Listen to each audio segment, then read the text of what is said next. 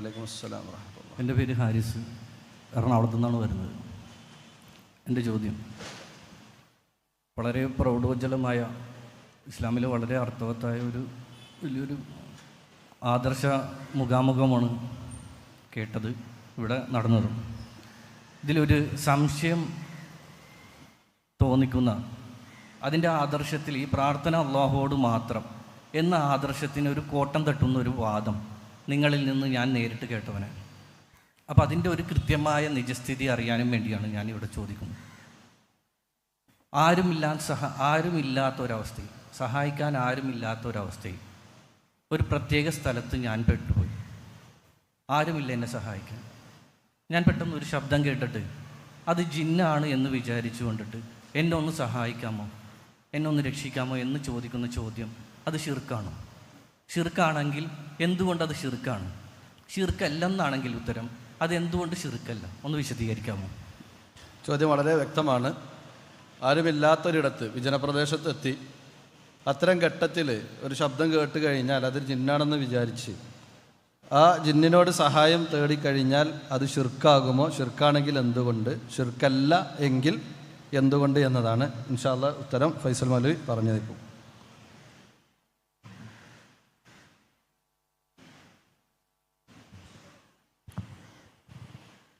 അസ്സലാമു അലൈക്കും വറഹ്മത്തുള്ളാഹി. ബിസ്മില്ലാഹ് അൽഹംദുലില്ലാഹ് അല്ലാഹുമ്മ സ്വല്ലി അലാ മുഹമ്മദിൻ വഅലാ ആലി മുഹമ്മദ്. സഹോദരൻ അന്വേഷണ മനസ്സോടുകൂടി ഉന്നയിച്ച സംശയത്തെ അതർഹിക്കുന്ന ഗൗരവത്തിൽ തന്നെ എടുക്കുന്നു. നമ്മൾ മനസ്സിലാക്കേണ്ടത് ആരുമില്ലാത്ത സ്ഥലത്ത് ആയാൽ ശിർക്ക്, എല്ലാവരും ഉള്ള സ്ഥലത്തെത്തിയ തൗഹീദ് എന്ന ഒരു വ്യത്യാസം ഇസ്ലാമിലില്ല. അതുകൊണ്ട് തന്നെ ആരുമില്ലാത്ത സ്ഥലത്ത് എത്തിപ്പെട്ടു എന്ന ഒരു ആമുഖം യഥാർത്ഥത്തിൽ ആവശ്യമില്ല. ഇത്രയും ആളുകൾക്കിടയിൽ ഇരിക്കുമ്പോഴാണെങ്കിലും അള്ളാഹുവിലേക്ക് അർപ്പിക്കേണ്ട ഒരു തേട്ടം ഒരു പടപ്പിലേക്ക് അർപ്പിച്ചാൽ അത് ശിർക്കാണ്. ഇനി ആരുമില്ലാത്ത സ്ഥലത്താണെങ്കിലും പ്രാർത്ഥന അല്ലാത്ത, ഇബാദത്തല്ലാത്ത ഒരു സഹായ ചോദ്യം ഒരു സൃഷ്ടിയോട് ചോദിച്ചാൽ ആൾ ഒപ്പമില്ല എന്നതുകൊണ്ട് അതൊട്ട് ശിർക്കായി മാറുകയുമില്ല. അപ്പം കൂടെ ആളുണ്ടെങ്കിൽ തൗഹീദാകും, കൂടെ ആരുമില്ലെങ്കിൽ ശിർക്കാകും എന്ന ഒരു വ്യവസ്ഥയല്ല ഇസ്ലാം നിശ്ചയിച്ചത്. രണ്ടാമത്, ആരുമില്ലാത്ത സ്ഥലത്ത് എന്ന പ്രയോഗത്തിന് വിരുദ്ധമാണ് ശബ്ദം കേട്ടു എന്നുള്ളത്. ശബ്ദം കേട്ടപ്പോൾ ആളുണ്ട് മനസ്സിലായല്ലോ, അപ്പോൾ ആളില്ലാത്ത സ്ഥലമില്ല, അവിടെ ആരോ ഉണ്ട്. മൂന്നാമത്, ശബ്ദം കേൾക്കുമ്പോഴേക്കത് ജിന്നാണ് എന്നല്ല വിചാരിക്കേണ്ടത്. സാധാരണഗതിയിൽ ജിന്നുകളുടെ ശബ്ദം നമ്മൾ കേൾക്കാറില്ല, അവരെ നമ്മൾ കാണാറില്ല. ജിന്നുകൾ ഇവിടെയൊക്കെ ഉണ്ടാകാം, അത് ആളുള്ളിടത്തുണ്ടാകും, ഇല്ലാത്തടത്തുണ്ടാകും. ഈ സദസ്സിലും മലക്കളുണ്ടാകാം, ജിന്നുകളുണ്ടാവാം. അവിടെ ജിന്നുകളുടെ വാസസ്ഥലം ഭൂമി തന്നെയാണ്. അതുകൊണ്ട് ഒരു ശബ്ദം കേൾക്കുമ്പോഴേക്ക് അത് ജിന്നായിരിക്കും എന്ന ധാരണയിലേക്ക് പോകാൻ പാടില്ല നമ്മൾ. ഈ ശബ്ദം കേട്ടു, ഏതായാലും ശബ്ദം കേട്ടപ്പോൾ ആരോ ഉണ്ടെന്ന് മനസ്സിലായി. ആരാ നമുക്കറിയില്ല, മനുഷ്യനാവാം, മൃഗമാവാം, ജിന്നാവാം, ചിലപ്പോൾ വെറുതെ തോന്നുന്നതായിരിക്കാം, ശബ്ദം ഉണ്ടാവില്ല, അതുമായിരിക്കാം. എന്താണെങ്കിലും ഒരു ശബ്ദം കേട്ടു എന്നെ സഹായിക്കാമോ എന്ന് ചോദിച്ചാൽ അത് ശിർക്കല്ല, അത് പ്രാർത്ഥനയല്ല. കാരണം ഒരിക്കലും ഇവിടെ നമ്മൾ നേരത്തെ വിശദീകരിച്ച ആ തത്വപ്രകാരമുള്ള ഒന്നും അതിൽ വരുന്നില്ല. ശിർക്കാകണമെങ്കിൽ അള്ളാഹുവിന് മാത്രം അവകാശപ്പെട്ട വല്ലതും ഏതെങ്കിലും സൃഷ്ടിക്ക് വകവെച്ച് കൊടുക്കണം, അപ്പോഴാണ് ശിർക്ക് വരിക. അള്ളാഹുവിൽ പങ്കു ചേർക്കൽ എന്നാണ് ശിർക്കിനെ നമ്മൾ വിശദീകരിച്ചത്. റബ്ബിൽ പങ്കു ചേർക്കൽ, അപ്പം പങ്കു ചേർക്കൽ വന്നാൽ ശിർക്കായി. പങ്കു ചേർക്കൽ വന്നില്ല എങ്കിലോ ശിർക്ക് വരാൻ പറ്റുകയുമില്ല. അവിടെ ഏത് സൃഷ്ടിയാവട്ടെ, ആളുള്ളിടത്താവട്ടെ ഇല്ലാത്തടത്താവട്ടെ, വിജനപ്രദേശത്തോ ജനപ്രദേശത്തോ എവിടെയാണെങ്കിലും ശരി, നമ്മെ സംബന്ധിച്ച് സാധാരണഗതി ശബ്ദം കേട്ടാൽ മനുഷ്യന്മാരാണോ നോക്കുക? മനുഷ്യന്മാരാണെങ്കിൽ പിന്നെ ജാതി മതം ഒന്നും നോക്കേണ്ട, അയാൾ ചോദിക്കുക വല്ലതും ചെയ്തു തരാൻ പറ്റുമോ, ഒരു പ്രയാസത്തിലാണ്, കുടുങ്ങിയിട്ടുണ്ട്, ഒന്ന് അങ്ങോട്ട് എത്തിച്ചേരാൻ പറ്റുമോ എന്ന് വേണമെങ്കിൽ ചോദിക്കാം. അതല്ല എങ്കിൽ ഇനി ആളുള്ളിടത്തും ഇല്ലാത്തടത്തുമൊക്കെ നമ്മുടെ തേട്ടങ്ങൾ, നമ്മുടെ പ്രാർത്ഥനകൾ അത് ഉണ്ടാവേണ്ടത് പടച്ച റബ്ബിനോട് മാത്രമാണ്. ഇനി മനുഷ്യന്മാരോടാണെങ്കിലും അനുവദനീയമായ കാര്യങ്ങളിൽ പോലും പരമാവധി ചോദിക്കാതിരിക്കുക, അതാണ് ഇസ്ലാമിൻ്റെ അടിസ്ഥാനം. മനുഷ്യന്മാരോടാണ് അനുവദിക്കപ്പെട്ട കാര്യമാണ്, എന്നാൽ പോലും മാക്സിമം ഒരാളെയും ആശ്രയിക്കാതെ ഒരാളെയും അവലംബിക്കാതെ ചെയ്യാൻ കഴിയുന്ന കാര്യങ്ങൾ ചെയ്യുക, ബാക്കി റബ്ബിലേക്ക് അർപ്പിക്കുക. അതാണ് ഇസ്ലാമിൻ്റെ ഒരടിസ്ഥാനം. ജിന്നുമായി ബന്ധപ്പെട്ട് നമുക്ക് ഇടപഴകാൻ ഒരവസരവും ഇല്ല, അത് എവിടെയുമില്ല. ജീവിതത്തിൽ ഒരു രംഗത്തും ജിന്നുകളുമായി ഇടപഴകാനോ അവരുമായി ബന്ധപ്പെടാനോ അവരുമായി ഏതെങ്കിലും നിലക്കുള്ള ഇടപാടുകൾ നടത്തുവാനോ സഹായങ്ങൾ ചോദിക്കുവാനോ പ്രാർത്ഥിക്കുവാനോ ഒന്നും എവിടെയും ഒരു ചാൻസ് നമുക്ക് നിശ്ചയിച്ചു തന്നിട്ടില്ല. നമുക്ക് അനുവാദമുള്ളത് മനുഷ്യന്മാരായ നമ്മൾ ഇടപഴകുന്ന ആളുകളുമായുള്ള കാര്യങ്ങൾ, അതിൽ തന്നെ അസ്ബാബുകളുടെ ഉള്ളിലുള്ള കാര്യങ്ങൾ. ഇനി മനുഷ്യന്മാരോടാണെങ്കിൽ തന്നെ വ്യവസ്ഥകൾക്ക് അപ്പുറമാണെങ്കിൽ അത് ശിർക്കായി മാറും. ഇപ്പോൾ ഒരു മനുഷ്യനെ കണ്ടു, ആ മനുഷ്യരോട് പറഞ്ഞു എന്നെ ഹിദായത്തിലാക്കണേ, അത് ശിർക്കാണ്. ആ മനുഷ്യരോട് പറഞ്ഞു പഠിച്ചതൊന്നും തലയിൽ നിൽക്കുന്നില്ല, പഠിക്കാൻ നിങ്ങൾ എനിക്കൊരു തൗഫീക്ക് നൽകണേ, അത് ശിർക്കാണ്. ഇനി രോഗം ശിഫയാക്കി തരണേ, അത് ശിർക്കാണ്. അത് മനുഷ്യനായാലും ശിർക്കാണ്. അപ്പോൾ ജിന്നായാലേ ശിർക്കാവുള്ളൂ എന്നില്ല. ഒരു ശിർക്കായ തേട്ടം മനുഷ്യനോടായാലും ശിർക്കാണ്, ജിന്നോടായാലും ശിർക്കാണ്. ശിർക്കല്ലാത്ത ഒരു സഹായ ചോദ്യമാണോ മനുഷ്യനോടാകുമ്പോൾ അനുവദനീയമാണ്, ജിന്നുകളാകുമ്പോൾ അതുപോലും അനുവദനീയമല്ല. അതുകൊണ്ട് ജീവിതത്തിലെ ഒരു ഘട്ടത്തിലും ജിന്നുകളുമായുള്ള ഒരു ഇടപാടുകളും നമുക്ക് അനുവാദമില്ല. അതിനാൽ എവിടെ ശബ്ദം കേട്ടാലും ആ ശബ്ദത്തിൻ്റെ ഉടമ ജിന്നായിരിക്കും എന്നല്ല വിചാരിക്കേണ്ടത്, അവിടെ ഇൻസാണ് എന്ന് വിചാരിക്കുക. ഇനി ഇൻസാണെന്ന് മനസ്സിലായി നമുക്ക് അനുവാദമുള്ള കാര്യമാണ് ചോദിക്കാം. അതല്ലെങ്കിൽ എവിടെ വെച്ചാണെങ്കിലും തേട്ടങ്ങൾ പ്രാർത്ഥനകൾ അത് റഹ്മാൻ റബ്ബിനോട് മാത്രം നിർവഹിക്കുക. ഹാദാ വല്ലാഹു അഅലം.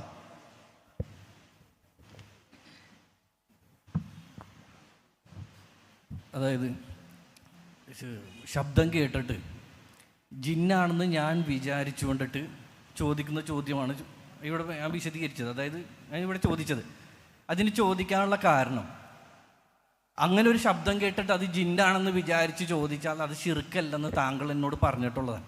അതുകൊണ്ടിട്ടാണ് ഞാൻ അത് തന്നെ ചോദിക്കുന്നത്. ഞാൻ ഉദ്ദേശിച്ചുകൊണ്ട് ഒരു വിജനമായ സ്ഥലത്ത് ആരും രക്ഷിക്കാൻ സാധ്യതയില്ലാത്തൊരു സ്ഥലത്ത് ഞാൻ അവിടെ നിന്ന് ഒരു ശബ്ദം കേട്ടിട്ട് ഞാൻ വിചാരിക്കേണ്ടത് അത് ജിന്നെന്ന്, ഞാൻ അത് ജിന്നാണെന്ന് വിചാരിക്കണമെങ്കിൽ എനിക്ക് ജിന്നിനോടുള്ള സഹായം കിട്ടുമെന്നാണല്ലോ അതിൻ്റെ വിശ്വാസം. അപ്പോൾ ആ ചോദ്യം, ഞാൻ ചോദിക്കുന്ന ആ ചോദ്യം ഷിർക്കാണോ അല്ലേ എന്നാണ് ഞാൻ ചോദിച്ചത്.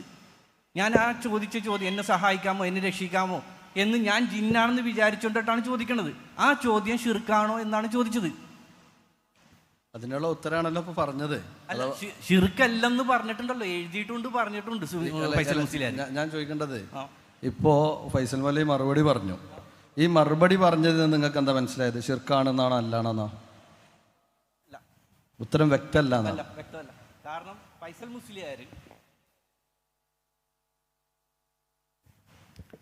മുസ്ലിയാർ കൃത്യമായിട്ട് വർഷങ്ങൾക്ക് മുമ്പ് എന്നോട് തന്നെ പറഞ്ഞതാണ്, വിജനമായ സ്ഥലത്തൂടെ നടന്നു നീങ്ങുന്ന ഒരു മനുഷ്യൻ പെട്ടെന്നൊരു ശബ്ദം കേൾക്കുന്നു, ആ ശബ്ദത്തിൻ്റെ ഉടമ ജിന്നാണ് എന്ന് വിചാരിച്ചുകൊണ്ട് എന്നെ ഒന്ന് സഹായിക്കാമോ എന്നെ രക്ഷിക്കാമോ എന്ന് ചോദിച്ചാൽ ആ ചോദ്യം സഹായാർത്ഥനയല്ല, ശിർക്കല്ല എന്നാണ് അദ്ദേഹം എന്നെ വിശദീകരിച്ചത്. അതുകൊണ്ടാണ് ഞാൻ ചോദിച്ചത്. ഞാൻ ഒരു സ്ഥലത്ത് പെട്ടുപോയി, ആ പെട്ട സമയത്ത് ഞാൻ മനസ്സിൽ വിചാരിക്കുന്ന ശബ്ദം കേട്ടിട്ട് അവിടെ ഒരു ജിന്നുണ്ടെന്ന്, ആ ജിന്നിനോട് ഞാൻ ചോദിക്കുന്ന എന്നെ സഹായിക്കാമോ എന്നെ രക്ഷിക്കാമോ എന്ന് ഞാൻ ചോദിക്കുന്ന ചോദ്യം ഷിർക്കാണോ എന്നാണ് ചോദിച്ചത്. ഫൈസൽ മലി ഒന്നുകൂടി പറയാതായിരുന്നാലും ഒന്നുകൂടി ശ്രദ്ധിച്ച് കേട്ടുകഴിഞ്ഞാൽ നമുക്കൊക്കെ ഉത്തരം നേരത്തെ പറഞ്ഞതിൽ നിന്ന് വ്യക്തമാണ്. ഇനി നിങ്ങളുടെ പേഴ്സണലായുള്ള സംസാരത്തിൽ അങ്ങനെ പറഞ്ഞു എന്ന് പറഞ്ഞു, അതുകൊണ്ട് അദ്ദേഹത്തിന് ഒരു അവസരം കൂടി കൊടുക്കുകയാണ്. എന്താണെന്നുള്ളത് അദ്ദേഹം തന്നെയാണ് പറയേണ്ടത്.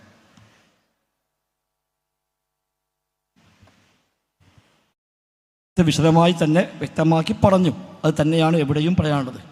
പ്രാർത്ഥനയാണോ ആരാധനയാണോ അള്ളാഹുവിൻ്റെ ഏതെങ്കിലും ഒരു സിഫത്ത്, അള്ളാഹ്ക്ക് മാത്രം അവകാശപ്പെട്ട വല്ലതുമൊന്ന് ആ ജിന്നിന് താങ്കൾ വകവെച്ച് കൊടുക്കുന്നുണ്ടോ എങ്കിൽ ഇബാദത്താണ്, ശിർക്കാണ്, റബ്ബിന് പങ്കു ചേർക്കലാണ്.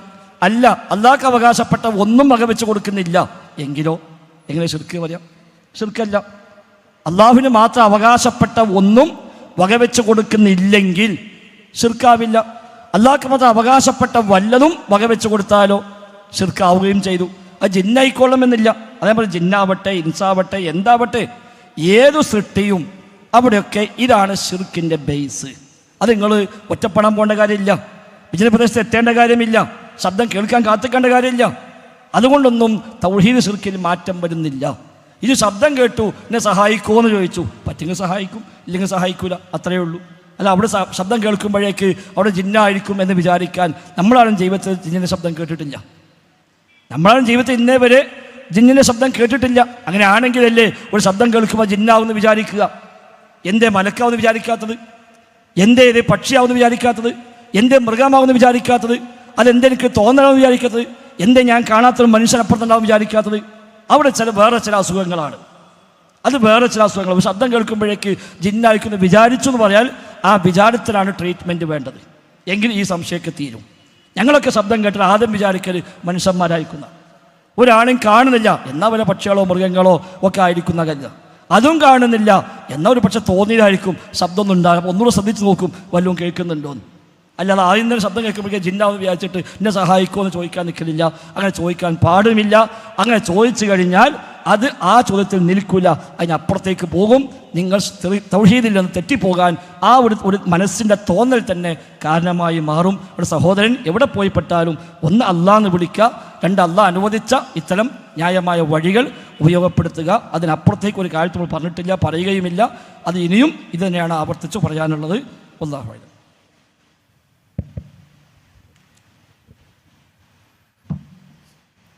ശരി, ഞാനിത് ഇവിടെ തന്നെ വായിക്കത്. രാത്രിയുടെ ഇരുളിൽ തപ്പിത്തടഞ്ഞു നീങ്ങുന്ന ഒരു മനുഷ്യൻ, ശബ്ദം കേൾക്കുന്നില്ല, ആ ശബ്ദം കേൾക്കുന്ന ആളെ കാണുന്നില്ല. തൻ്റെ മുമ്പിലുള്ള ഈ ശബ്ദത്തിൻ്റെ ഉടമ ജിന്നായിരിക്കാം എന്ന വിശ്വാസത്തിൽ എന്നെ ഒന്ന് സഹായിക്കാമോ, ഒരു വെളിച്ചം തരാമോ എന്ന ചോദ്യം അഭൗതികമായതോ കാര്യകാരണ ബന്ധത്തിന് അപ്പുറത്തുള്ളതോ അല്ലെങ്കിൽ സൃഷ്ടികളുടെ കഴിവിൽ പെടാത്തത് ചോദിക്കുന്നതോ അല്ല. ആ സഹായാർത്ഥന ശിർക്കുമല്ലെന്നാണ് ഇവിടെ എഴുതിയതും ഫൈസൽ മുസ്ലിയാർ വാദിച്ചത്. അതായത് ഒരു ശബ്ദം കേട്ടിട്ട് ആ ശബ്ദത്തിൻ്റെ ഉടമ ജിന്നായിരിക്കാം എന്ന വിശ്വാസത്തിൽ എന്നെ ഒന്ന് സഹായിക്കാമോ, എനിക്കൊരു വെളിച്ചം തരാമോ എന്ന് ചോദിച്ചാൽ, അത് തന്നെയാണ് ഞാൻ പറഞ്ഞത്. ഒരു സ്ഥലത്ത് ആരും സഹായിക്കാനില്ലാത്ത ഒരു സ്ഥലത്ത് ഞാൻ പെട്ടുപോയി. ഞാൻ അവിടെ നിന്ന് ശബ്ദം കേൾക്കുമ്പോൾ അത് ജിന്നാണെന്ന് വിചാരിച്ചുകൊണ്ടിട്ട് ഞാൻ ചോദിക്കണേ എന്നെ ഒന്ന് രക്ഷിക്കാമോ, എന്നെ ഒന്ന് സഹായിക്കാമോ എന്ന് ചോദിച്ചാൽ ആ സഹായാർത്ഥന ഷിർക്കല്ലെന്ന് നിങ്ങൾ എഴുതിയിട്ടുണ്ട്. അതാണ് ഞാനിവിടെ ചോദിച്ചത്. ഞാൻ ആ ചോദിച്ച ചോദ്യം ഷിർക്കാണോ എന്ന്. അപ്പോൾ താങ്കൾ വ്യക്തമല്ലാത്ത രീതിയിലാണ് പറയുന്നത് മറുപടി. ജിന്നിനോട് ചോദിക്കുന്ന ചോദ്യം ഷിർക്കാണോ? ഇനി ജിന്നിനോട് ചോദിക്കുന്ന ഏത് ചോദ്യമാണ് ഷിർക്കാവുന്നത്, ഷിർക്കല്ലാത്തതാണ്? ജിന്നിനോട് ഏത് ചോദ്യം ചോദിച്ചാലാണ് ഷിർക്കാവുന്നത്, ഏത് ചോദ്യം ചോദിച്ചാലാണ് ഷിർക്കല്ലാണ്ടാവുന്നത്? ഒന്ന് വിശദീകരിക്കാവോ? അത് തന്നെയല്ലേ നമ്മൾ തുടക്കത്തിൽ മുതലേ പറഞ്ഞത്. അതായത് ഇതൊരു തർക്കത്തിൻ്റെ വേദിയല്ല. ഞാൻ മുഴുവനായിട്ടും പറയട്ടെ, നിങ്ങൾ ഇരിക്കി. നമ്മൾ തുടക്കത്തിലേ പറഞ്ഞു ഇത് ഒരു തർക്കത്തിൻ്റെ വേദിയല്ല, ഏതെങ്കിലും സംഘടനയുമായി ബന്ധപ്പെട്ട കാര്യങ്ങൾ ചർച്ച ചെയ്യാനുള്ള വേദിയല്ല. ഉദ്ദേശശുദ്ധിയോടുകൂടിയാണ് താങ്കൾ ചോദ്യം ചോദിക്കുന്നത് എങ്കിൽ താങ്കൾക്കുള്ള ഉത്തരം ഇപ്പോൾ താങ്കൾ വായിച്ച വരിയിൽ തന്നെയുണ്ട്. കാര്യകാരണ ബന്ധങ്ങൾക്കതീതമായി അഭൗതികമായ മാർഗത്തിലുള്ള വിളിയാണോ വിളിച്ചത്? ശിർക്ക് തന്നെയാണ്. എന്താ സംശയം? അഭൗതികമായ മാർഗത്തിലുള്ള വിളിയാണോ വിളിച്ചത്? കാര്യകാരണ ബന്ധങ്ങൾക്ക് അതീതമായ നിലക്കുള്ള സഹായത്തേട്ടമാണോ ചോദിച്ചത്? ശിർക്കാണ്. അഭൗതികമായ മാർഗത്തിലുള്ളതല്ല, ഭൗതികമായതാണ്. അതേസമയം കാര്യകാരണ ബന്ധത്തിൻ്റെ ഉള്ളിലുള്ളതാണ് എങ്കിൽ ആ വിളി അത് ശിർക്കല്ല. എന്നാൽ അത് ജിന്നിനോടാണ് എങ്കിൽ പറ്റൂല, അത് ഹറാമാണെന്നാണ് പറഞ്ഞത്. പറ്റൂല, ഹറാമാണ്. ഇനി അതിലെന്താ വ്യക്തമാകാനുള്ളത്? അതുതന്നെയാണ് തുടക്കം മുതലേ ഈ 2 പ്രാവശ്യം ചോദ്യം ചോദിച്ചപ്പോഴും പറഞ്ഞത്. അതിൽ പറഞ്ഞതിന് എതിരിൽ ഒന്നും ഇവിടെ പറഞ്ഞിട്ടില്ല. അതേ ആ വിഷയത്തിൽ പറയാനേ ഉള്ളൂ. ഇനി അതിൽ പ്രത്യേകിച്ച് വേറൊന്നും പറയാനില്ല. ആ എഴുതിയത് എന്താണോ ആ എഴുതിയത് തന്നെയാണ് പറയാനുള്ളത്. അതിൽ യാതൊരു മാറ്റവും. ഇനി അതിനേക്കാൾ കൂടുതൽ വേറെ എന്തെങ്കിലും കിട്ടണമെന്നുണ്ടെങ്കിൽ ചോദ്യം ചോദിക്കാന്നല്ലാതെ ആ ചോദ്യത്തിൽ ഇനി പ്രത്യേകിച്ച് എന്തില്ല, നമ്മളെ സമയം കളയേണ്ട ആവശ്യമില്ലല്ലോ.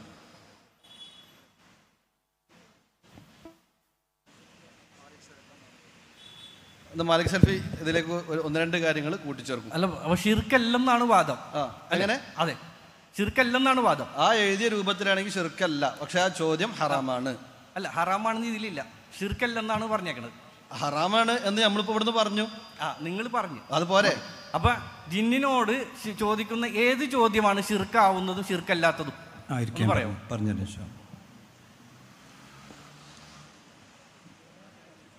ഞാൻ ആ സഹോദരനോട്, നിങ്ങളെ പേരെന്തേനു? ഹാരിസ്. നിങ്ങൾ ജബ്ബാർ മൗലവി എഴുതിയിട്ടുള്ള ഈ ലേഖനം മുഴുവൻ വായിച്ചിട്ടുണ്ടോ?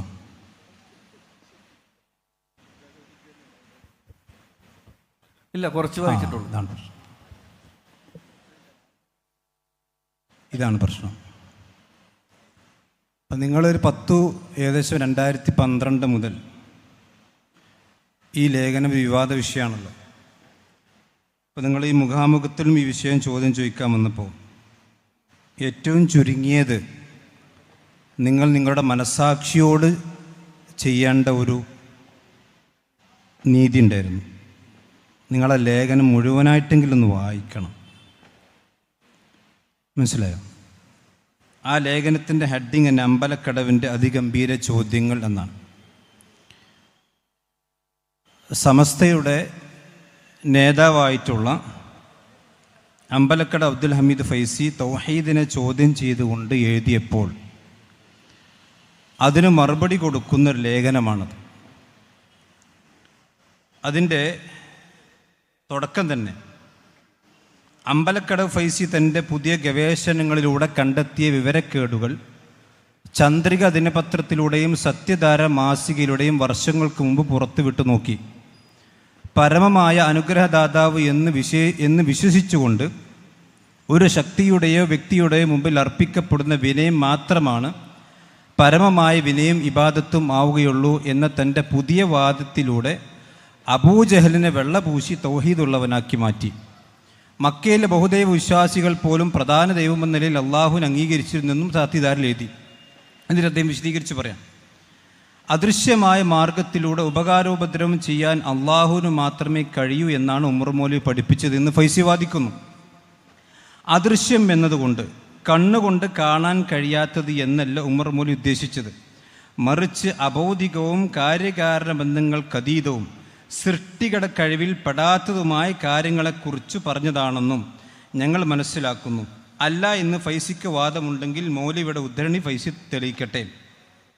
ഫൈസി ഹിമാലയം ഒന്നായി ഇളക്കിപ്പറിച്ച് ഒറ്റ ചിറകിൽ വഹിച്ചുകൊണ്ട് പറന്നുപോയി ധിക്കാരികളുടെ നാട്ടിൽ ചെന്ന് കമഴ്ത്തി അടിക്കാൻ ജിബ്രീൽ അലൈഹി സ്വലാത്തു വസ്സലാമിന് കഴിയുമെന്നും അതുകൊണ്ട് തന്നെ നമ്മുടെ കാഴ്ചയിൽ പെട്ടുകൊള്ളണമെന്നില്ല എന്നിങ്ങനെ ഒരാൾ വിശ്വസിച്ചാലും അതിൽ അബൗദ്ധികമായോ കാര്യകാരണ ബന്ധങ്ങൾക്കപ്പുറമോ ആണെന്ന് വരുന്നില്ല. ഇതിന് തർക്കമല്ലല്ലോ നമുക്ക്?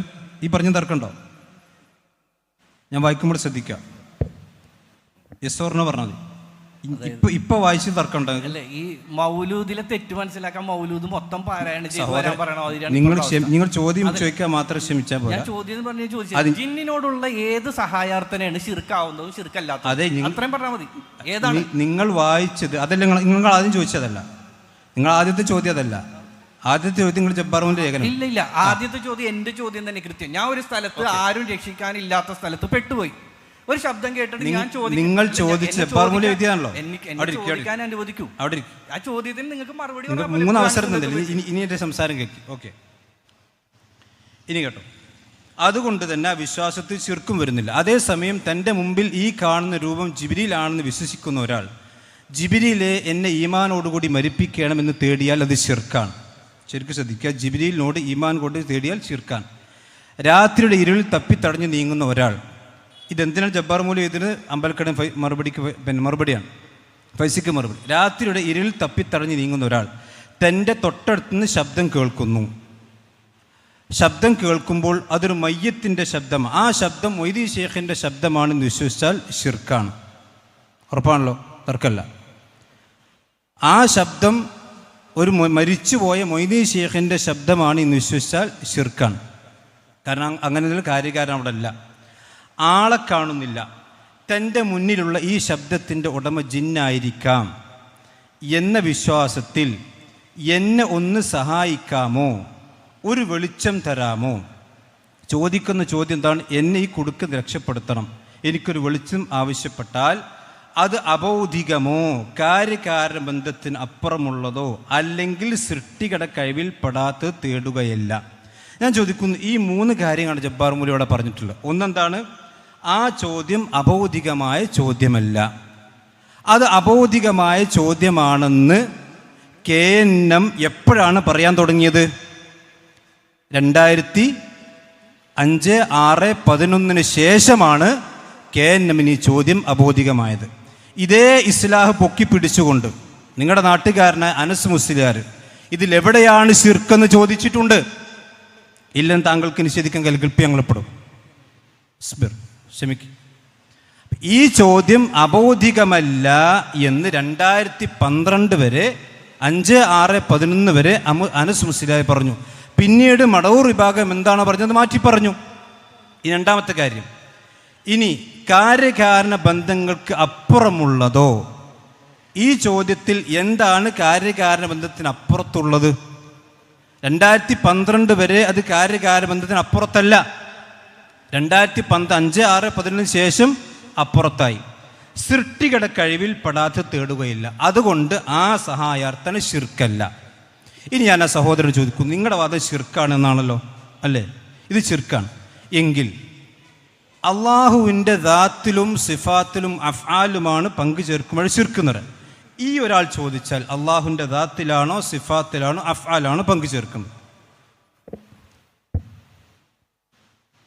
ചോദ്യം വളരെ ക്ലിയറാണ്. നിങ്ങൾ പറഞ്ഞത് ശിർക്കാണ്. ജബ്ബാർ മൗലവി പറഞ്ഞു ശിർക്കല്ല.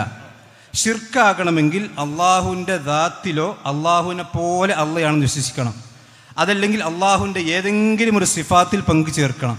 അതല്ലെങ്കിൽ അള്ളാഹുവിൻ്റെ ഏതെങ്കിലും അഫ്ആലുകൾ അള്ളാഹ്ക്ക് മാത്രം ചെയ്യാൻ കഴിയുന്ന കാര്യം ഈ സൃഷ്ടിക്ക് ചെയ്യാൻ കഴിയും വിശ്വസിക്കണം. ഇതിൽ ഈ മനുഷ്യൻ ചെയ്യുന്ന പ്രവർത്തനം ഈ അള്ളാഹുവിൻ്റെ ദാത്തിലാണോ സിഫാത്തിലാണോ അഫ്ആലിലാണോ പങ്കു ചേർത്തിട്ടുള്ളത്? അത് മാത്രം പറഞ്ഞാൽ മതി. അള്ളാഹു സൃഷ്ടാവാണ്, ഗായിബാണ്. ജിന്ന് സൃഷ്ടിയാണ്, ഗായിബാണ്, അദൃശ്യമായ രീതിയിലൂടെയാണ്. അപ്പൊ അള്ളാഹുവിന്റെ അല്ല പറയട്ടെ, ഞാൻ പറഞ്ഞു. ഈ രണ്ട് പ്രതീക്ഷകളും നമ്മൾ ഗായിബായ രീതിയിൽ, അദൃശ്യമായ രീതിയിലാണ് പ്രതീക്ഷിക്കുന്നത്. അപ്പൊ അള്ളാഹുവിന്റെ അദൃശ്യമായ രീതിയിലൂടെയുള്ള സഹായത്തിലോട്ടല്ലേ ഇത് പങ്കുചേർക്കൽ? കാരണം ജിന്നിന്റെ സഹായം. അപ്പൊ അള്ളാഹുവിന്റെ പങ്കുചേർത്തതിന് അള്ളാഹുവിന്റെ ഗായിബ് എന്നുള്ളതാണ്. അല്ല, പങ്കുചേർക്കലല്ലേ? ഞാൻ ചോദിക്കണതല്ല, അള്ളാഹുവിന്റെ ഏതിലാണ് പങ്കു ചേർത്തിട്ടുള്ളതാണ്? അള്ളാഹിന്റെ ഗായിബ് എന്നുള്ളതിനാണോ? ഞാൻ പറഞ്ഞോട്ടെ, ജിന്നിന്റെ ഒരു പ്രവർത്തനവും നമുക്ക് പഞ്ചേന്ദ്രിയങ്ങൾ കൊണ്ട് മനുഷ്യർക്ക് തിരിച്ചറിയാൻ കഴിയില്ലെന്ന് മൗലവിയും പറഞ്ഞു തരുന്നു.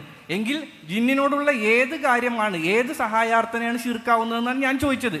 അതിന് മറുപടിയും പറയുന്നില്ല. കാരണം ലേഖനത്തിൽ എഴുതിയിട്ടുണ്ട് ശിർക്കല്ലെന്ന് എഴുതിയിട്ടുണ്ട്. സഹോദരൻ, ഞാൻ ചോദിച്ചതല്ല, നിങ്ങൾ പറഞ്ഞത് ശിർക്കാണ്. ഒരു കാര്യം ഇപ്പോൾ കള്ളുടിക്കൽ ശിർക്കാണെന്ന് ഒരാൾ പറഞ്ഞാൽ നമ്മൾ ചോദിക്കും എങ്ങനെ ശിർക്കാകുക? ഇത് ശിർക്കാണെന്ന് നിങ്ങൾ പറയണമെങ്കിൽ അള്ളാഹുവിൻ്റെ ദാത്തിലാണോ അഫ്ആലാണോ സിഫാത്തിലാണോ പങ്കു ചേർക്കുക നിങ്ങൾ പറയണം. അപ്പോഴേ നിങ്ങൾ ശിർക്ക് എന്ന് പറയാൻ പറ്റുള്ളൂ. നിങ്ങൾ പറഞ്ഞു അള്ളാഹു ഗായിബാണ്, ജിന്ന് ഗായിബ്. അപ്പം എൻ്റെ ചോദ്യം, അള്ളാഹു ഗായിബായത് പോലെയാണോ ജിന്ന് ഗായിബായത്? എങ്കിൽ നിങ്ങൾ ശിർക്കിലാണ്. അപ്പോൾ ജിന്നിനോടുള്ള ചോദ്യം ഏത് ചോദ്യമാണ് ശിർക്കാവുന്നത്? ഒന്ന് പറയാമോ? അള്ളാഹുവിനോട് മാത്രം ചോദിക്കുന്ന ചോദ്യം ജിന്നോട് ചോദിച്ചാൽ, ജിന്നോടെന്നല്ല ഒരു പടപ്പിനോട് ചോദിക്കണ്ട, ചോദിക്കാമെന്ന് വിശ്വസിച്ചാൽ തന്നെ ശിർക്കാണ്. അതായത് അള്ളാഹുവിനോട് ചോദിക്കേണ്ട ചോദ്യം അതെ ഏത് സൃഷ്ടിയോട് ചോദിച്ചാലും ശിർക്കാണ് അല്ലേ? അപ്പൊ ഇവിടെ അങ്ങനെ ഒരു ശിർക്കില്ല. കാരണം എന്ന് വെച്ചിട്ടുണ്ടെങ്കിൽ ഇവിടെ ലോകത്ത് ശിർക്കില്ലല്ലേ? ഏതെങ്കിലും ഒരു മനുഷ്യൻ, ഏതെങ്കിലും ഒരു വ്യക്തി ഇത് സൃഷ്ടാവാണെന്ന് പറഞ്ഞിട്ടാണ് ചോദിക്കുന്നത്. വിശ്വസിക്കണ്ട, സൃഷ്ടാവെന്ന് വിശ്വസിക്കാൻ ഞാൻ ശിർക്കത് ഇപ്പൊ ഇത്രയും നേരം ഇവിടെ സംസാരിച്ച നിങ്ങൾ കേട്ടിട്ടില്ല. നിങ്ങൾ ഈ ഒരു കഷ്ടം വിളിച്ചിട്ട് മാത്രം ചോദിച്ചു വെക്കാമെന്നാണ്. അള്ളാഹുവിന്റെ ഞാൻ ചോദിക്കുന്ന ചോദ്യം വ്യക്തമാണ്. സഹോദരൻ തർക്കിക്കാനാണെങ്കിൽ നമുക്ക് കഴിഞ്ഞിട്ട് നോക്കാം. ഈ ശിർക്ക് എന്ന് പറഞ്ഞാൽ ഒരു കാര്യത്തിന് കനം കൂടുതൽ നിങ്ങൾ തെറ്റിദ്ധാരണ ഉണ്ടല്ലോ, അത് ശരിയല്ല. അള്ളാഹുവിന്റെ വലാ തഖൂലു ലിമാ തസിഫു അൽസിനതുകുൽ കദിബ ഹാദാ ഹലാലും വഹാദാ ഹറാം.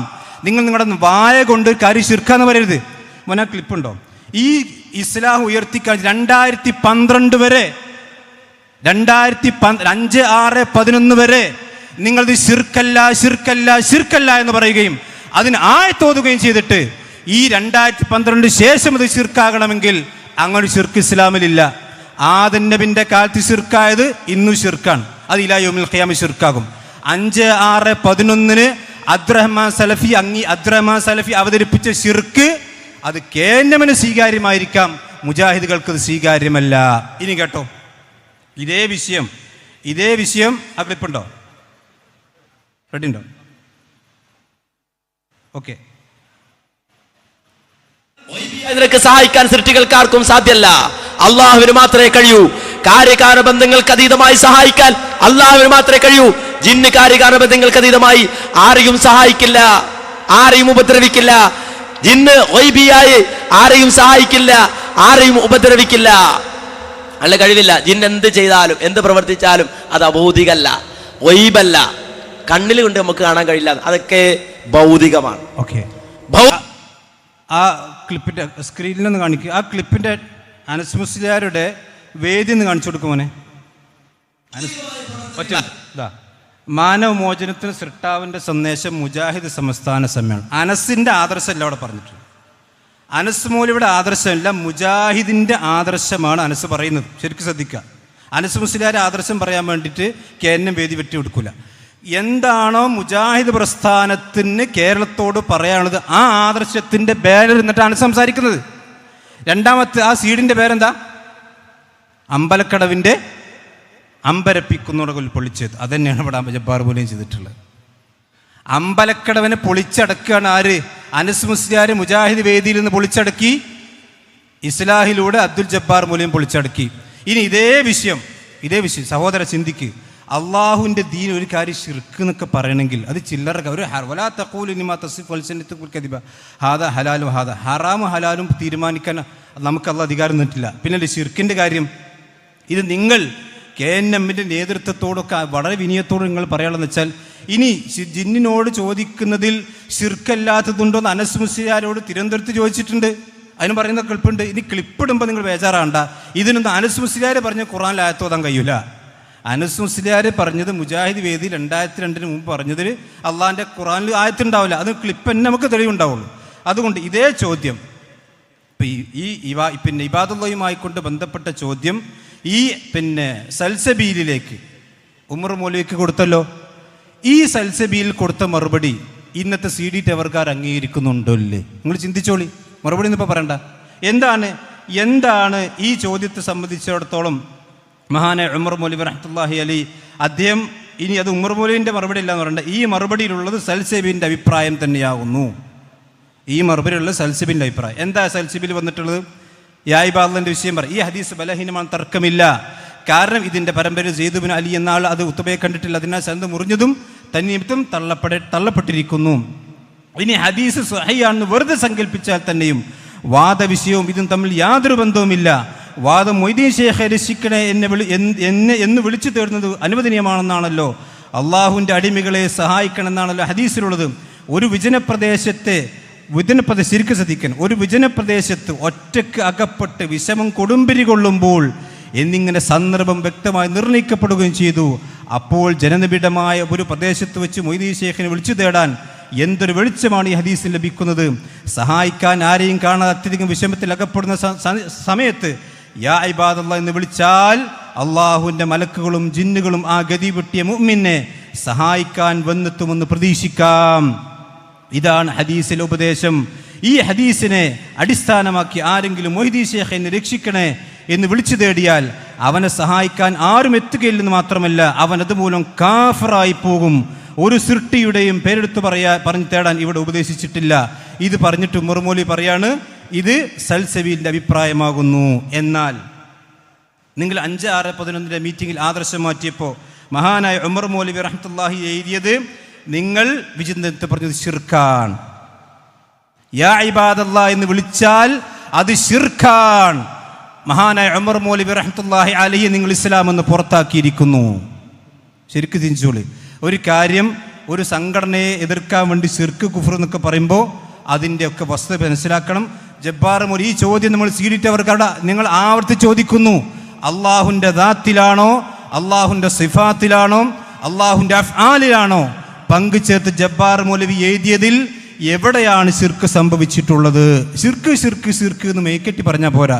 ശിർക്ക് എവിടെയാണെന്ന് വളരെ വ്യക്തമായി എൻ്റെ സഹോദരൻ മാന്യമായി കൊണ്ടിരുന്ന് ആലോചിക്കണം. തർക്കിക്കാൻ വേണ്ടിയാണെങ്കിൽ ഇൻഷാ അല്ലാഹ് അത് നമുക്ക് ജമിയത്തുൽ ഉലമ കത്ത് തന്നാൽ ഈ വിഷയം വളരെ വിശദമായിക്കൊണ്ട് ഇൻഷാ അല്ലാഹ് നമുക്ക് ഈ യായിബാദ് അടക്കമുള്ള വിഷയം ചർച്ച ചെയ്യാം. നമ്മളെ കത്ത് പ്രതീക്ഷിച്ചുകൊണ്ടിരിക്കുകയാണ്. അതുകൊണ്ട് ബഹുമാന്യ സഹോദരന് എന്തെങ്കിലും ഹനീഫ് കായക്കൊടിയുമായിക്കൊണ്ട് ബന്ധമുണ്ടെങ്കിൽ ആ ജമിയത്തുൽ ഉലമയുടെ കത്ത് വേഗം വായിച്ചാൽ ഇൻഷാ അല്ലാഹ് നമുക്ക് കൊച്ചി വെച്ചതിനെ ഇൻഷാ അല്ലാഹ് നമുക്ക് സംവാദം നടത്താം.